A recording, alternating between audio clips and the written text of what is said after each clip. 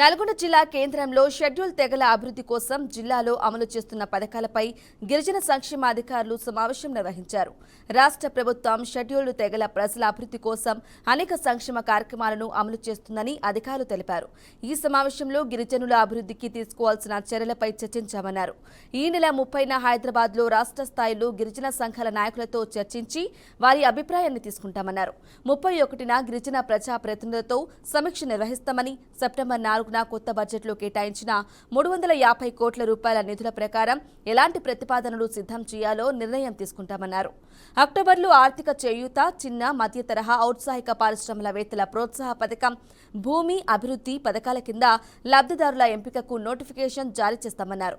మహిళలు, నిరుద్యోగుల యువతీ యువకులు, చదువుకున్న వారికి ఈ పథకాల కింద లబ్ధి చేకూరనున్నట్లు వెల్లడించారు. సంఘాల నాయకులతో కూడా కూర్చుంటా ఉన్నాను. రేపు 30వ తారీఖు నాడు రాష్ట్ర స్థాయి గిరిజన సంఘాల నాయకులతో మా ఆఫీస్లో వాళ్ళందరి అభిప్రాయాలు తీసుకోవడం కోసం ఒక సమావేశం ఏర్పాటు చేస్తూ ఉన్నాను. 31వ తారీఖు నాడు గిరిజన ప్రజాప్రతినిధులతో కూడా ఒక సమావేశాన్ని ఏర్పాటు చేస్తూ ఉన్నాను. సెప్టెంబర్ 4th రోజు కొత్త వచ్చి అలకేట్ చేసినటువంటి బడ్జెట్ 350 కోట్లు కొత్త బడ్జెట్ మాకు ఇచ్చారు. దాని ప్రకారం కొత్త ప్రపోజల్స్ రెడీ చేయబోతున్నాం.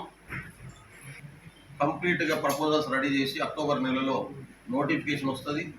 కొత్త లోన్లు, economical support schemes, MSMEs, land development schemes, already ఉన్న వాటివి కాకుండా చదువుకున్న యువత ఏం పని చేసుకొని బతికితే ఏ రకమైనటువంటి స్కీమ్స్ ఇవ్వాల్సి ఉంటుంది, నిరుద్యోగులు ఉన్నటువంటి వాళ్ళకి ఎటువంటి సపోర్ట్ అవసరం, మహిళలకు ఎటువంటి పథకాలు పెడితే వాళ్ళు నిలదొక్కు